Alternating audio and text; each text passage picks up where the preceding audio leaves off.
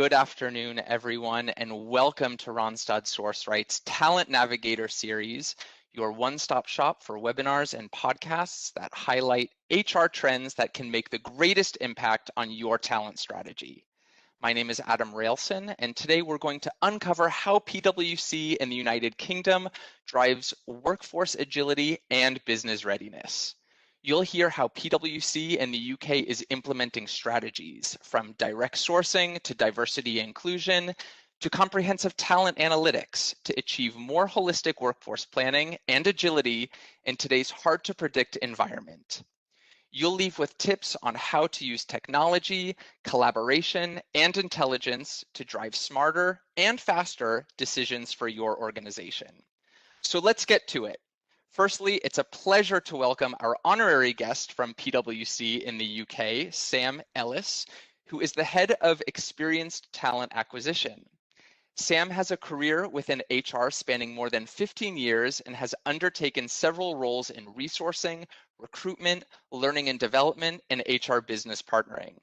More recently, Sam has been involved in transformation projects across PwC and is currently leading the experienced talent acquisition team, responsible for experienced recruitment, contingent workforce, and global mobility for PwC in the UK, where she oversees the strategy, delivery, and technological transformation. Welcome, Sam. Thank you, Adam. Nice to be here today. Engaging with Sam today, we have from Randstad Sourceright, our CEO, Michael Smith. Mike has been with the Randstad family for over 15 years when he joined as a graduate recruitment executive. And since then, he's grown through various operational and leadership roles, including managing Randstad's business operations in his native Australia, being MD of Southeast Asia, CEO at Randstad UK, and most recently, his move to CEO of Randstad Sourceright. We want this session to be as interactive as possible, so we encourage you to please add your thoughts, experiences, and questions with everyone into the chat or direct them to Mike. We'll be reading those throughout Sam and Mike's discussion, and if there's time, we'll open up to a Q&A session at the end. Any questions we don't get to, we'll follow up. So without further ado, let's pass over to Mike and get started. Thank you very much, Adam. And Sam, once again, thank you so much for being with us today. I know we've got a large audience that are very much looking forward to our discussion. A quick cover of what we'll be talking about today. Firstly, what we see is PwC really leading the way at the moment in harnessing the new age of contingent talent. We continually hear from our existing client base that this thought process of making sure that they have the vehicles in place to access the skills they need in any way possible, whether that be gig, contingent, statement of work, permanent, etc., is increasingly important. And obviously contingent talent in the last 12 to 18 months has really dominated some of the world's largest company strategies of how to get through this. Secondly, it's really important that we see how you do that by also maintaining sustainability, where you still have the ability to deliver the products and services that you need to your customer base. Then comes the shift of thinking about how can we get our hiring manager community, our organization, just to think differently about how they actually access talent, how they think about getting work done. We'll then talk about technology and how you can use that to accelerate and augment your approach to contingent talent, increase flexibility, and driving that total talent mindset. We know the HR technology space is an incredibly complex one. You're seeing a lot of amalgamation. You're seeing a huge number of startups coming. The last count, I think, in 2020 was 700 new HR technology startups per year. With an average lifespan of 6 or 7 months. So knowing how to select what you select and why is incredibly difficult. And then lastly, how do you make sure that you have talent analytics in space? How do you make sure that you're in a situation where you have end-to-end data tracking to ensure that you're getting your bang for your buck in the strategies that you're implementing at the moment? So we'll attempt to cover all of those things on the call today. And as a background for prompting some of the discussions that we'll have with Sam, we're going to be referring to our talent trends research. For those of you unfamiliar with it, It was undertaken last year. We have 850 C-suite and human capital leaders contributing to that research across multiple industries, and they come from over 17 markets. So a highly statistically significant and varied response from a global audience there. And that'll, as I said, form as the backdrop for our discussion today. So without any further ado, let's dive into the discussion. So topic one, harnessing the new age of contingent talent. So within our research, we saw that 56% of respondents are saying in the future, they're looking at shifting more of their roles to contingent, to project or contract style work. When we dig under the hood here, what we see within our client base anecdotally is them saying, I need to ensure that I have those vehicles in place to access talent, particularly in scarce areas where they can declare how they want to be employed, whether it be a freelance, a contingent, etc. It's no longer okay just to be able to rely on a permanent acquisition strategy to try and access some of those skills, as well as making better decisions about what work they own and what work they don't own as part of their key strategy. And then next to that, we saw that our client base, and as well as the respondents, said that they're increasing budgets for total talent moving forward, thinking about how they get work done and having better processes and mechanisms in place to achieve that. So Sam, first question today.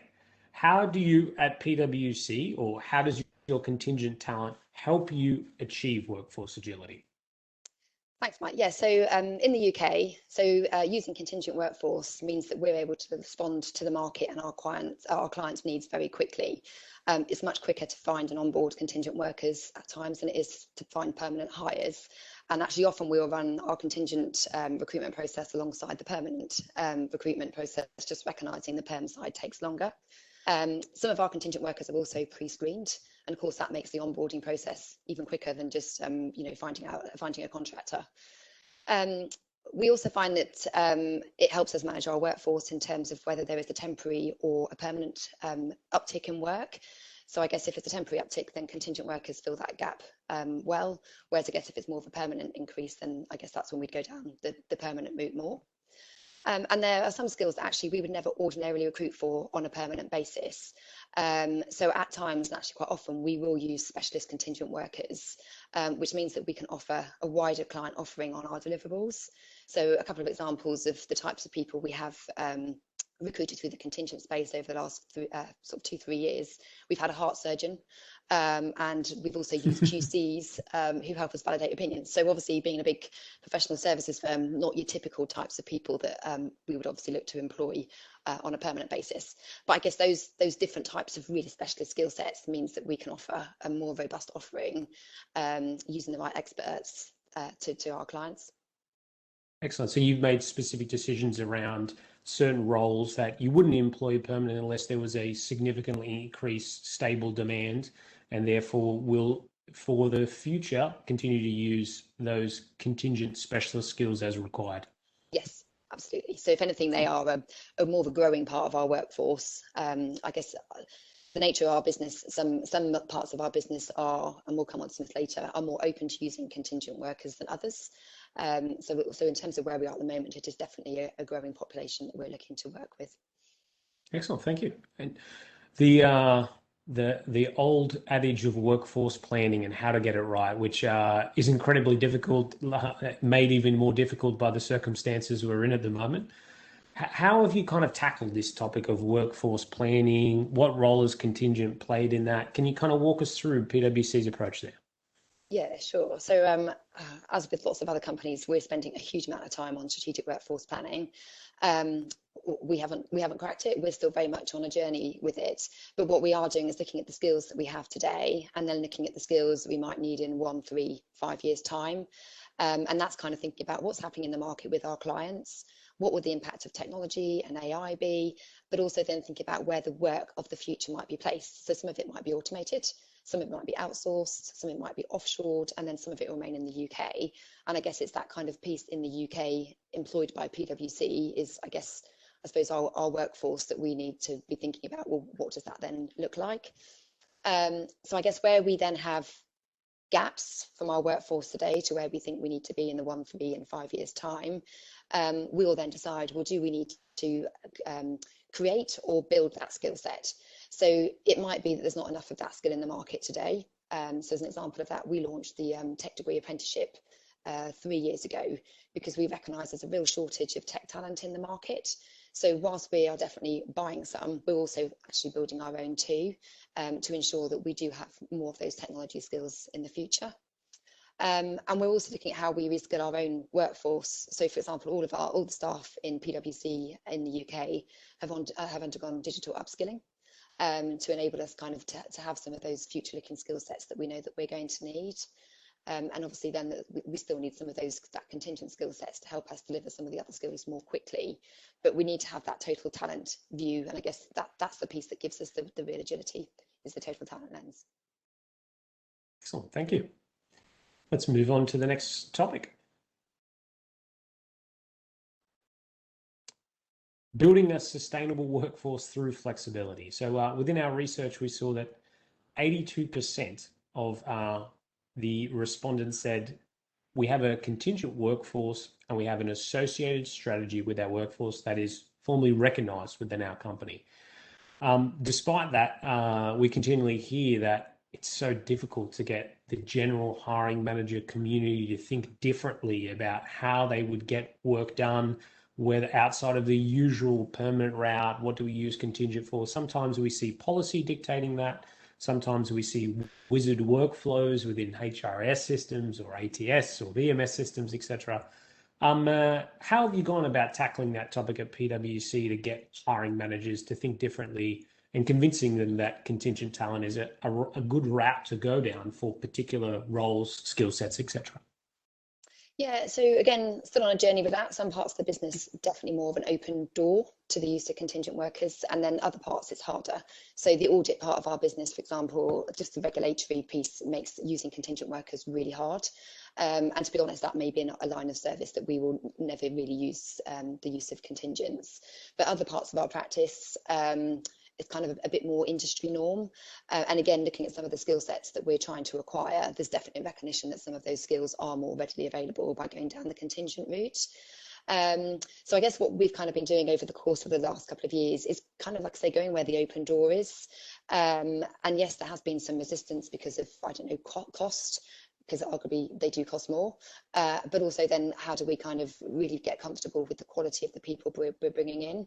But I think the business has then got used to that actually on the cost side, sometimes if it's an urgent need, it is more costly to turn work away if we can't source and resource it. But similarly, contingent workers aren't meant to be here for 5 years, so of course then it does become a costly model. But also the nature of contingent workers is not, they don't want to be here for 5 years either. So I think once you kind of get their heads around kind of the cost and the quality piece, so I guess what we have done over the last couple of years is just really start building some of those user cases. So just real examples of where actually we have had successful results of using contingent workers and then sharing that more widely across the business. And then I guess you've got your natural leaders, don't you? And then I suppose other people then naturally follow. So I think we have definitely started to demonstrate that the contingent worker model definitely does work. Still more to do, and we have definitely been set back just in the light of COVID.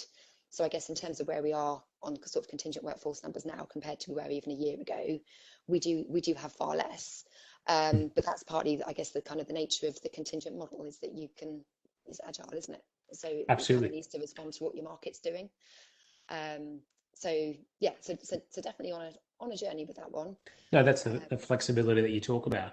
You mentioned something, Sam, just around kind of building those use cases.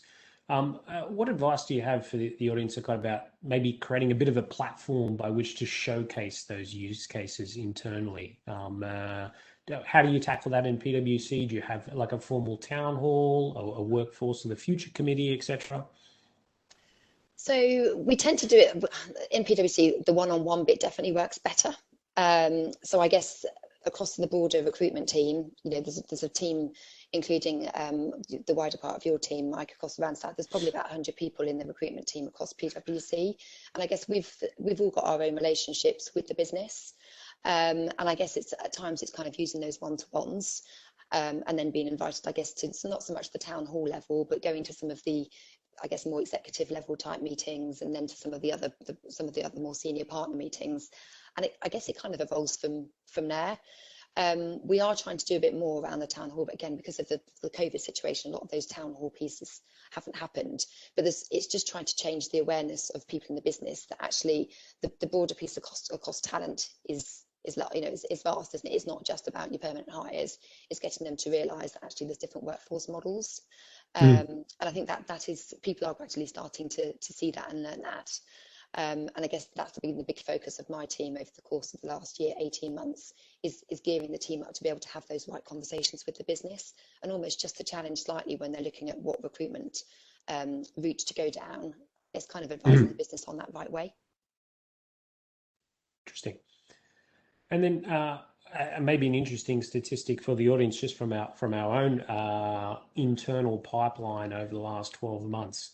So we've seen COVID drive an unbelievable increase in requests for managed service provider provisions, whether that be vendor neutral or contingent or direct source or a combination of both, often with a VMS underpinning it naturally. And what we see is in the last 12 months, the total amount of RFI, RFP activity has been double what it's been for the 2 years prior. So what we see is organizations during COVID said, we're going to activate more of our remote workforces, but we first need to know where are all our workers and who we're responsible for, and what kind of method are they employed in currently. And as a result of that, we saw lots of organizations say we need to have a better understanding of the visibility of our contingent workforce. Where are they working? How are they working? How do we track how long they've worked for us for, access, all that sort of stuff. How do PwC get full visibility into that at the moment, and a clear understanding of where you're engaging and deploying contingent talent, given the very varied assignment nature of your business, Sam? Yeah, so I guess all staff in the UK, and actually this is a global piece, so across the global PwC network too, we have a skills profile. And essentially as well, we have a resource management function. So the skills profiles are readily accessed by anybody, but primarily I guess our resourcing teams are responsible for the deployment of our people. And I guess by kind of looking at those skills on the individual skill profiles, we can ensure that we're putting the right people onto the right jobs. And I guess if you overlay that with the work that's coming down the pipeline, that then starts to tell you where do you have, I guess, almost, I suppose, skills surplus, but also at the same time, where do you have skills gaps? So at times it can be quite a short-term view, because I guess the pipeline only goes so far. And I guess that's the piece that we do need, the broader piece on the longer term, the strategic workforce planning. That's where that becomes really key. But certainly kind of in the shortish medium term, it does give us clarity in terms of the skills that we need, and therefore in particular what we then might need to go and source from a contingent perspective. So certainly post-COVID, I mean, the demand for our consulting services has increased significantly, and contingent staffing has made it possible to get the skills that we need very quickly, whilst we also, like I say, do the permanent recruitment alongside. But as I've mentioned, you know, as we went into COVID, we did have a skills surplus. So that also meant that we were able to take out and reduce the number of contractors that we had working for us and save costs. So that, I guess, that contingent model does work well in the boom and bust cycles. I think the other thing as well with many of our companies, and we'll talk about this later, we are working on our data analytics. We've got a huge amount of data in different systems. So some of the challenge is getting all that different data talking to each other, but also actually giving us insights. So it's not just about data, but it's a case of how do we take the insight of that data and do something more meaningful with it. But we'll talk about that later on. Excellent. And we'll dive into the BI and MI of it, as you said, later on, to understand some of the talent analytics components of it. If we can jump to the next topic, we'll keep driving forward. So redefining work is a total talent shift. And you can see here some of our respondents saying that 45% out of the 850 have now said we need a dedicated model for sourcing contingent talent. And on top of that, a lot of organizations commenting the fact that their permanent workforce, as well as their contingent workforce, has become more productive post-lockdown than before. So maybe just a bit of a side question, Sam. How are you measuring the productivity of your contingent workforce? I think one of the statistics that took us back when we first got these results is that organizations even had the measures in place to say that their contingent workforce was more productive post lockdown by having a good baseline. How do you manage that at PwC? So I suppose in terms of how we manage productivity within the UK firm is we're very much based on outputs.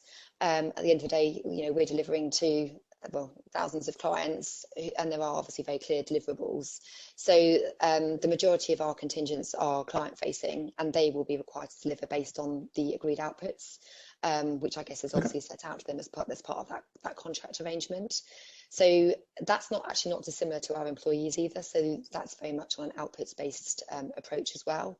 Although, and I know it'll be the same for other territories too, there are obviously tax and employment reasons in the way that we do obviously need to distinguish the way in which we treat our contingents versus our permanent employees.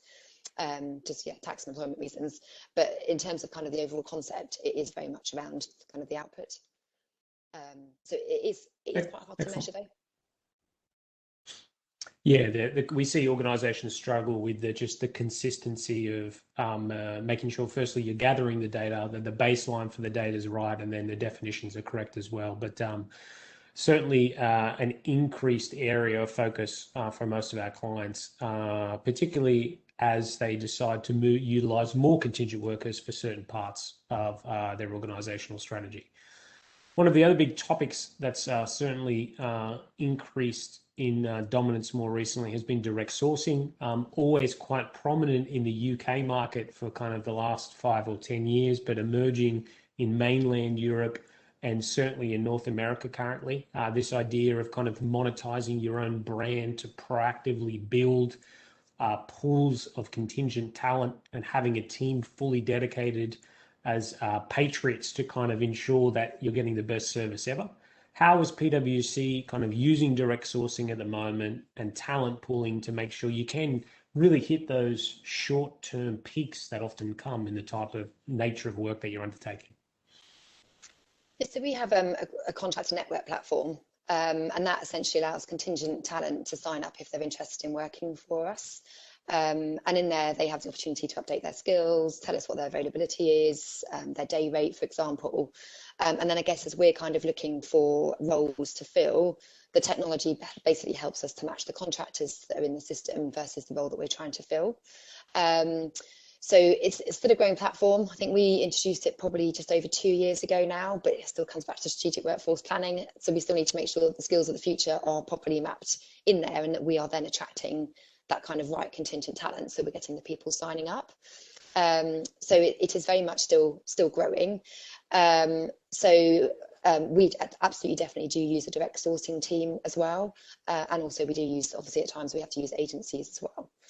But the direct sourcing we manage actually on a total talent model, and that's for kind of several reasons. To be honest, one is to help improve the agility, because sometimes if you're recruiting perm, you might well be recruiting for contingent and vice versa. So actually by doing a total talent sourcing, you're covering both talent pools. You never know who's thinking about changing career. So, sometimes you do have your permanent who want to go contracting and vice versa. So we find that total sourcing piece, I guess you're kind of getting out there to everybody. And I guess on that, we are probably better known, let's face it, for permanent employment than we are for contractors. So again, by doing much more of that the total direct sourcing, we widen our network in terms of who actually might want to work for us. I guess just that kind of the reach to market obviously extrapolates, doesn't it? The more people you're touching, particularly through social media. So the more that we push out through both channels, that in turn kind of drives the level of reach that we've got. And using that, we then that helps us promote the piece around our employer brand. And I think one of the challenges that not just the UK, but I suppose PwC has, is that we are doing a lot in the technology space, but we're not always known as being a technology recruiter. So I guess that's kind of where doing that broader piece on sourcing talent really helps us, is to properly get out into the market and start changing the perception that people just think PwC is primarily audit and then maybe consultancy and things on top. They don't necessarily think about us as being a tech recruiter. So it's how we change that. Tim, I think it's a really unique perspective to deliberately make a decision that we're going to source this role both permanently and contingently, and it's not something that I think is kind of widespread within the industry at the moment. Can you maybe just share a little bit more on kind of how did you go about making that decision? Were there certain roles by which you said, let's start here? And then was there kind of a broader communication strategy throughout the organization, or was it kind of the talent advisors on site really just kind of getting that individual hiring manager to think differently in a very consultative way with data? So I guess it's kind of, I suppose it's a combination of all of those. So I suppose the first piece of the portfolio I picked up was the contingent workforce, which was 3 years ago. And for me, at that point, it was very much putting the foundations in place around that and talking to the business. But the problem we found when you're talking to the business is if you've got somebody talking about contingent workforce, and then you've got somebody else talking to them about experienced recruitment, and then you've got somebody else talking to them about global mobility, well, the danger is you're kind of landing up having cross conversations and you're almost recruiting potentially 3 different people through different channels for the same job. And actually the business also found it quite difficult in terms of, well, what should I be recruiting for? Because I guess at that point they didn't necessarily know what was the right channel choice for them. So it was kind of a bit of an evolution where you could almost see the business saying, I kind of want one person to talk to me about the different recruitment options. And then we kind of work through those together. And I suppose then the next natural evolutionary step of that has been around the sourcing piece, because often we find that we are sourcing for both the perm and contingent with the same skill set at the same time. And like I say, sometimes that might be because of speed, because we need the contingent piece in quicker, but we'll recruit the permanent person whilst alongside that. Or actually, it might just mean that we do need a hybrid of both. So it just felt like you then had 2 different teams, to a degree, at times targeting the same people out in the market. And particularly when you're using the social media channels, your communication is going to the same people. So it then kind of made sense. Well, how about we start sourcing much more on a total talent piece? So it's still fairly new, it's fairly new into it, probably a few months as opposed to years, but definitely seems to be working for us, both in terms of, I suppose, the quality of the people we're getting through, but also, I suppose, just more applications. And associated hiring managers' satisfaction with that type of sourcing. I know transparently we've seen a little bit of an increase there as well. You expect that to continue? Yeah, yes, definitely.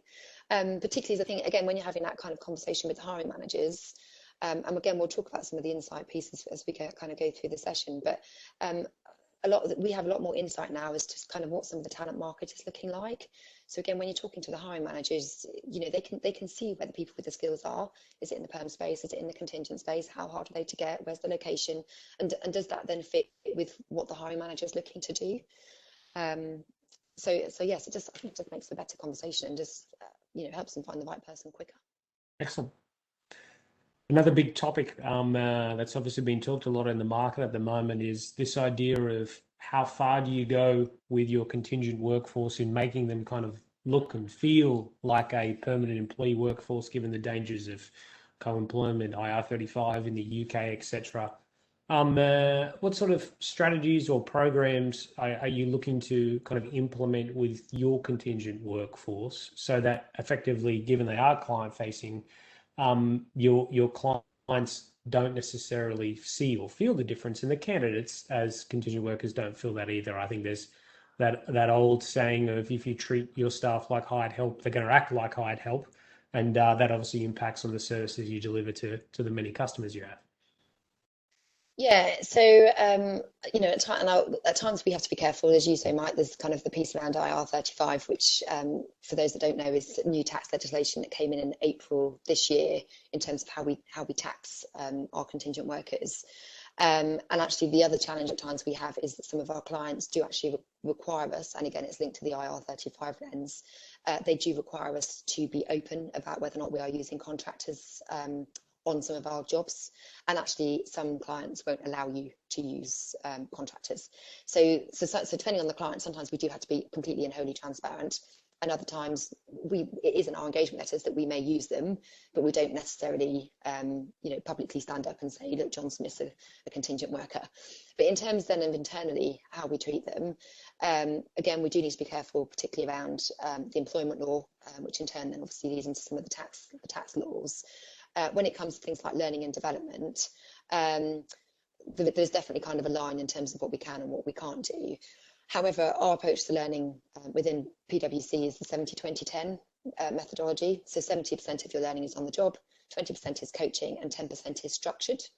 So actually, as an employer, the 70% on the job, well, that's open to all. Doesn't matter whether you're a contingent worker or whether or not you're a permanent employee. So I guess that's kind of where a large part of the development for an individual comes from, whether or not, like I say, perm or contingent. I guess just the nature of the work that we do, the contingent workers at times are required to complete structured training, but that's more about the PwC way of how we do things, as opposed to personally upskilling them. So we would expect all of our contingent workers coming in, they do have to do mandatory training. So for example, around IT security and things like that. Or they might be, if they're working in consulting, it might be the methodology of how the consulting team works. They would be expected to do that kind of training. But again, that's more about PwC way of doing things, not about personal development. I guess on the employee side, we've got loads on learning and development. Everyone is actively encouraged to learn, both technically, but also personal development too. And I've already mentioned the fact that everyone's had the opportunity to be digitally upskilled. So some things are required for all, some things will be just based on what does an individual need based on what they want to do, or is the specific skill learning that they need. I guess on top of that, we do have internal mobility programs as well. So be that through internal within just the UK firm or the global mobility piece. So that's across the wider PwC network. So people are actively encouraged to move around. And indeed, certainly through COVID, I guess sometimes people might want to move because of their own choice, or actually there may be other times where it's more of a strategic move. So like I say, in COVID, recruitment went from, well, being pretty busy to kind of really not doing very much at all. So the natural thing for me with my team was to redeploy people elsewhere across the firm. And there were lots of other parts of the business that did that too. So we didn't lay off anybody during that whole COVID period. It was very much a case of secure jobs and then just redeploy wherever there was need to do that. So we do actively encourage mobility. We are very keen on fair access to work. So again, linking into some of the diversity and inclusion agenda. So giving people kind of fair opportunity. So a lot of our work is promoted through either job boards or cycles of experience. So we are quite transparent. And then there's obviously then clear recruitment processes, depending on what the nature of whether it's just a common or more sort of just a smaller piece of project work, how people have opportunity to apply for those. Interesting. So you have an internal job board, Sam, that individuals can apply for with their skills profile, is that correct? Yeah, that's right. And then particularly, I guess, audit is our particular area of challenge because, PwC, along with the other big four, we become a big training ground for the accountants. And the challenge with that, I'm a chartered accountant, but after 3 years, kind of don't want to do audit anymore. So the problem is we do lose a lot of people, particularly to the banks. So what we also try and do is redeploy people into other parts of the business to try and retain them. So in particular, people like going into our deals practice. And also into consulting as well as into some parts of tax. So it doesn't always work from a retention point of view, but it definitely does make a difference to a lot of people. So we are very focused on, I suppose, retaining kind of the people and the talent that we've got. Maybe a side question, Sam, but this idea of the skills profile of an individual within your organisation, we see a lot of organisations really struggling with getting their employees to keep their skills profile up to date to help drive some of that internal mobility. I think the statistic is they're 4 times more likely to update their LinkedIn profile than they are their internal profile. Have you tackled that at PwC? And then maybe side to that, will there be a time that you'll allow contingent workers to do that? Or as part of the contingent talent network, are they kind of merged in their views, so to speak? Okay, so the first question on the profile in terms of how do we encourage people to do it, it's definitely, at times people see it as an admin chore. So I wouldn't say it's been an easy journey. What we have now started to do, so every year we're required to do mandatory returns. which is a requirement, I guess, partly to kind of be an audit practitioner. So compliance is a big part of what PwC has to do, and as part of those annual returns, there is actually a question in there where you are effectively signing off to say that you have updated your skills profile. So that I guess that mandatory piece kind of makes it a core requirement. Again, doesn't necessarily mean that people do it, but actually there is the way you can effectively pull off somebody's CV off the talent profile system that we have. And actually for quite a lot of our client work, particularly when it's supporting bids, and we're required to put in the people that will be supporting the bid if the work is won, there's a real incentive actually for people to make sure that their skills profiles is up to date. Because of course, if you're not up to date, well, you're missing out on the opportunities. So the culture, there's definitely a culture shift in terms of people seeing that actually updating your skills profile is more than an admin chore, that actually it does start driving the opportunities that you have. So I guess kind of that's how we've tackled that. On the contingent piece, again, we do need to be quite careful on the skills profile piece, just to make sure that we're making sure that they're not being treated like employees. But I guess because of the nature in terms of how we recruit some of the contingent people in, and it's quite a close-knit team that does it, we do get to know the skills of the people quite well, and particularly when we're working with our resourcing teams in terms of who they've brought in, there's generally a good sense of the skills, the types of skills that we are bringing in. And they are captured, because actually what we do try and do is if someone's contract is ending, rather than just terminating them, we will make sure to see if is there opportunities to deploy them elsewhere across the firm before they're just terminated. Excellent. All right, let's keep moving to the next topic in the interest of time. Technology. So 71% have said that the artificial intelligence move, robotics, is just making the recruitment process more efficient for them at the moment. And a big belief that also HR technology will continue to allow them to source, attract, and engage more of the right talent. What kind of tools and technologies are you deploying at PwC at the moment to ensure your team can move to become more strategic and less transactional? And feel free to touch on any other topics, Sam, that you feel will be relevant for the audience as well. Okay, thank you. Yeah, so I mean, tech is a complete game changer in recruitment. So we are, again, along with a lot of other companies, kind of on a journey with it. So we have made some investments in technologies over the course of the last sort of 2 or 3 years, but actually the big game changer for us is the piece that's hopefully coming in the course of the next year, 18 months. So for us, we get over 100,000 applications every year. We don't hire that many people, so we do end up being a bit of a rejection machine. But actually, the bit that we need to get to is how we use AI and automation to help us get through those applications. So we've got it, like I said, a bit on the matching on the contingent side, but actually we now need to kind of do much more of that on the permanent side, which then frees our recruiters up to have better quality and strategic conversations with the business, but also our candidates too. So moving away from some of the transactional recruitment. And of course, if they're sorting through CVs, of which, like I say, the majority of them we reject, they just don't have time to be doing the better conversations that they should be having. And personally, I don't want PwC to be known as a big giant rejection machine either. So, and at times that is kind of what it feels like at times. So I guess the other bit that we then need is all the piece looking at how you get chatbots and stuff working. So because we have a real breadth of roles that we currently have open. And I think when candidates are trying to find some of the roles that we've got and trying to look at their skill set, they almost apply for some of a lot of them actually apply for more than one. And actually what we kind of need some of the chatbots and stuff to do is to really help them navigate to the role that will suit them better. And then, like I say, in kind of our ATS, how do we actually get some of that matching going on?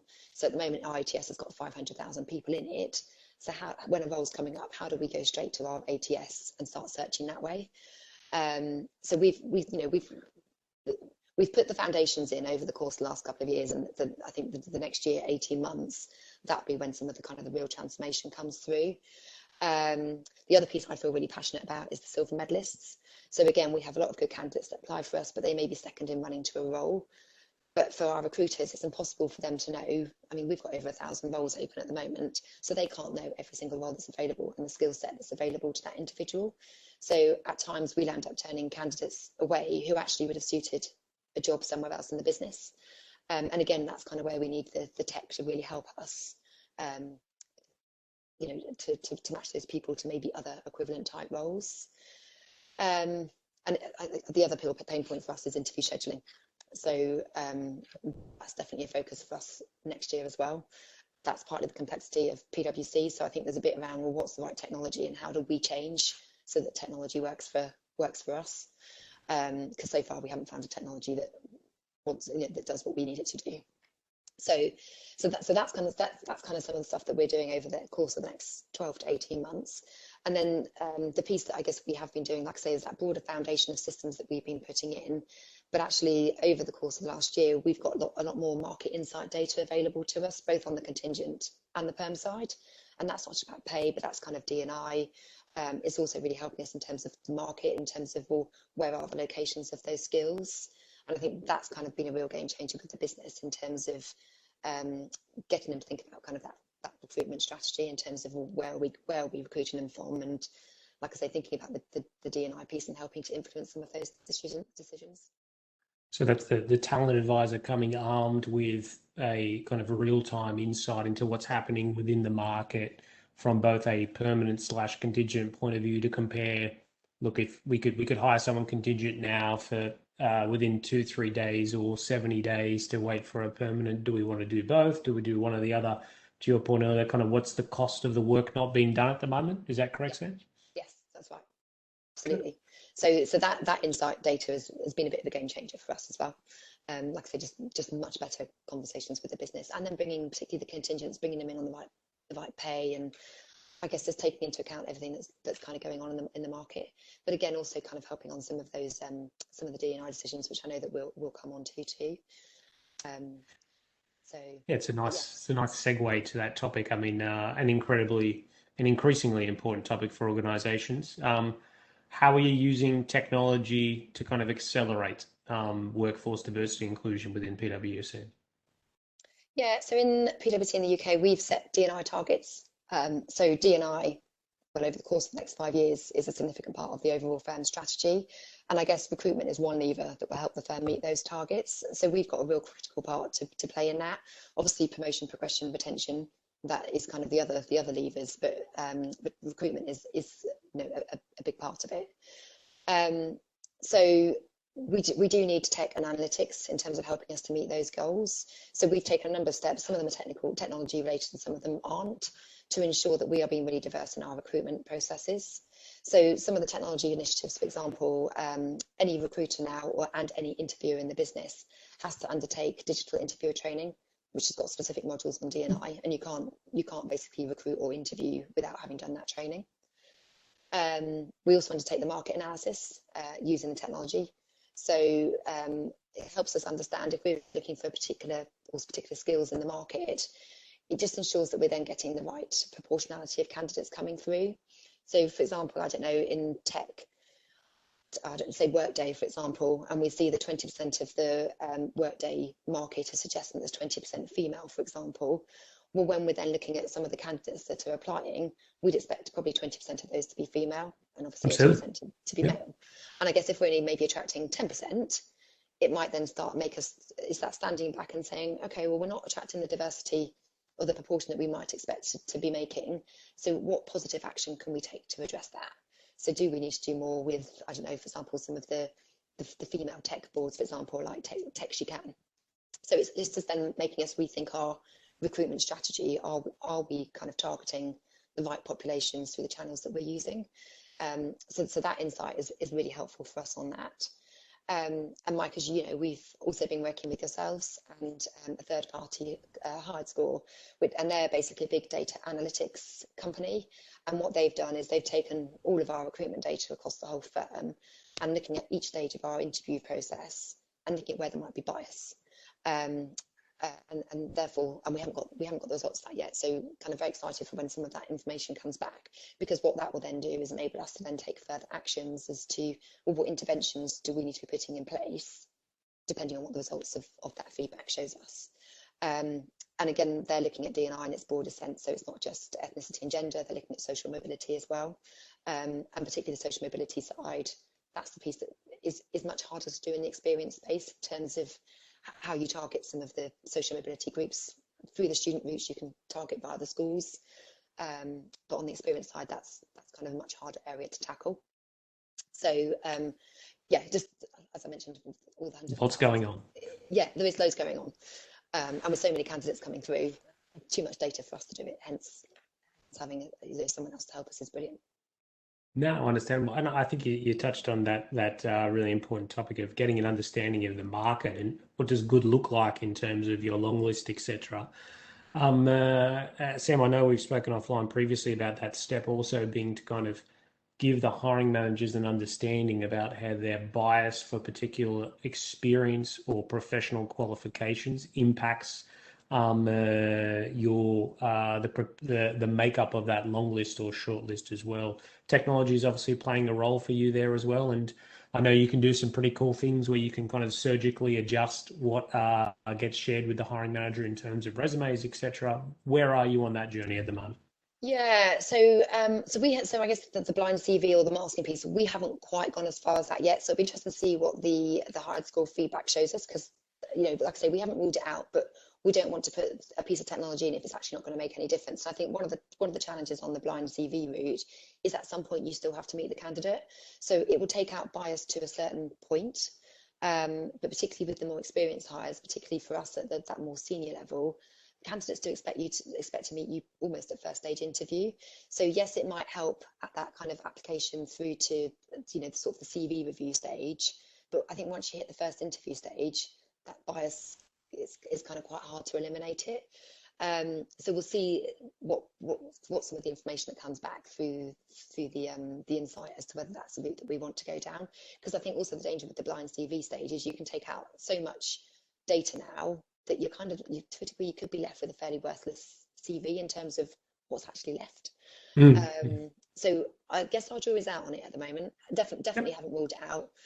The technology has improved over the course of the last kind of year, 18 months on it. Before it was very much get a CV, print it out and have to whack it out yourself, which again, with our volume of candidates is never going to work. But there's definitely tech on the market now that does that. So we're just working out, is that a route we want to go down or not? So we'll wait for the insight on it. And I think the other step for us is then thinking about the contingent side too. So at the moment, there's no requirement to report on D&I and our contingents, but given that they're very much a growing proportion of our workforce, that's actually a piece of work that we've already started. Yeah.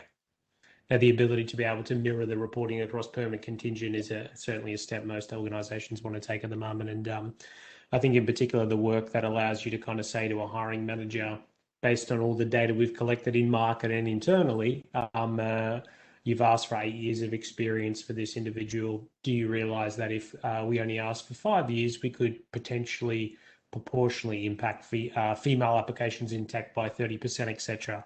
Bringing that data to the hiring manager conversation really kind of forces them to think differently about how they might structure what they really need for that particular role. Great. All right, let's jump to the next topic. And it's our last topic for today.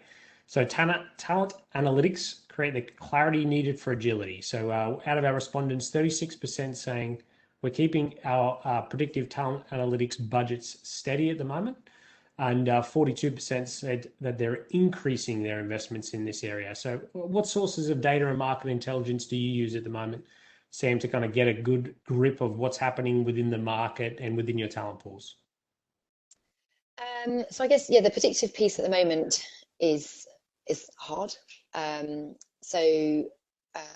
Again, we're very much on a journey with that. So I guess where we want to get to, particularly some of the predictive data, is looking at some of the insight as what's happening with our people more broadly, so predicting levers, which will then help with recruitment planning. I guess we are looking at how any people technologies, we're now thinking about the predictive analytics. So that's kind of where we need to get to, and I guess linked to all the strategic workforce planning that we've touched on already. So I guess we've kind of talked quite a lot around the market insight technology that we've got access to. So that's kind of a big play in terms of how that helps us both talk to the business but also understand the talent pools in terms of availability, salaries, skills, etc. Definitely works better, I would say, at the moment on the contingent side in terms of how the business responds to that. And actually, that is about using that insights tool is a BAU process on the contingent piece. It's starting to embed in on the perm. But again, I think just coming back to PwC and the breadth of skills, sometimes having kind of all the information that we need for all the skills that we recruit for, and actually tax is probably our hardest area in terms of line of service. I guess that's kind of sometimes where we get some challenge back from the business. But the other bit we've started pushing again over the last couple of years is global mapping. So again, that global insights of what's going on, that's invaluable to us. So audit talent in the UK is really hard to get. So we grow our own. I've mentioned that we lose quite a lot of people, particularly to the banks. But actually at the experienced qualified level, it's really hard to recruit in, because generally people don't leave audit for audit. If you're leaving audit, you're done. So we don't have a natural market in. But actually what we have started doing over the course of the last couple of years is recruiting from overseas. So South Africa, Zimbabwe, there are countries that have got very similar qualification to the UK. And obviously, whilst they need some training when they arrive, they are kind of markets more aligned to where we are. So all that insight, particularly on that global piece, is massively invaluable. And actually, we're looking at that for consulting at the moment as well.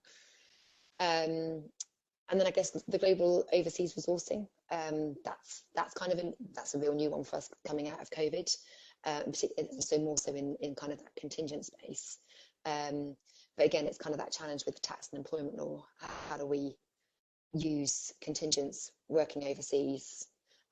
And the challenge for PwC, and the same for the other big four too, is we're a limited liability partnership. So we're different to your bog standard corporate, different rules. So particularly on the tax side. So, but yeah, lots of insight we do use, and it's the predictive that we now need to get more of. In terms of so we've started to effectively target micro pools of talent, if you will, in offshore locations, and either permanently relocating those individuals to the UK where it makes sense, or investigating the idea of how can we start to utilize these contingent individuals in a legislatively compliant way moving forward to kind of ensure you're future-proofing your ability to continue to deliver those services to customers. Exactly. And the international recruitment was a brilliant idea until COVID hits. And then, of course, you've got all these people who are stuck in South Africa and you can't bring them over.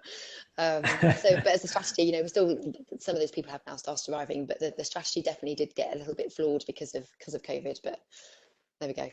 That's life, isn't it? I mean, you see, Sam, obviously from a respondent point of view, some organisations not being able to mount a strong enough argument to continue to get their business to invest in this area of talent analytics at the moment. What are you doing internally within PwC to demonstrate that this makes sense as an area to continue to invest in as a business? So I mean, the global mobility part for us is a key part. At the end of the day, we are, a big network firm. Yes, we kind of do run independently in terms of P&Ls and things like that. But actually, there is always the good of the wider network. So actually, certainly the global mobility play, and particularly with the UK, along with others being kind of leading territories, at times it's a case of it's the right thing to help some of the territories that may be kind of building those skill sets. But also just by sending people out on cycles of experience, it kind of helps improve retention. It gives them a different aspect, so actually when they come back to the UK, they can bring a different perspective based on what a different territory and things is doing. So definitely from a global mobility point of view, that's something that the firm feels quite strongly in, both from, I guess, personal development, so people just wanting to go and do something different and have a different career and lifestyle choice somewhere else. And then you've got the more strategic type moves, which maybe happen at the more senior levels. And then on the international hire, I guess it goes back to that broader piece around diversity. I guess, even you have international recruits that are already based in the UK. We actively recruit those people too. So I think it's very much a case of if that's kind of where the talent is, then the firm is certainly open to recruiting people from those areas. Obviously, there is at times a cost play in there, but we are also quite careful that if there's a UK market, then we should also be encouraging the UK market. So certainly from a student play, we obviously do recruit internationals in, but we wouldn't be doing a big campaign overseas. Just because obviously there's a UK economy and it's right that we should be employing people from our economy. But if the skill set's not there, then that's when you need to look differently. Understandable. We've got a couple of questions from the audience, Sam, if I can pick one or two. The first one is a tough one. So maybe without sharing anything too commercially confidential, Do you have a general kind of decision-making framework within the organization at the moment between what skills you're thinking about buying, building, borrowing, botting, if you will? I can imagine, obviously, time to productivity, labor cost diversity is probably in there, but is it, let's not make that decision, let's just see what talent is available, or do you have some general guidelines in place? So again, I would say this differs at the moment depending on which part of the business it's in. Because some parts of our business, it is much easier to either use bots or to kind of offshore or to outsource than other parts of our business. So there's, I guess, that kind of governance piece does vary across different parts of the business. But yeah, there's definitely a framework, and the framework at the same time is evolving. There's always kind of different reviews and different transformation pieces going on, particularly as the tech landscape changes. So I don't think it's ever kind of a done piece of work. I think it's a gradual evolution. But yeah, different parts of our business definitely have, like I say, either outsourced or offshored.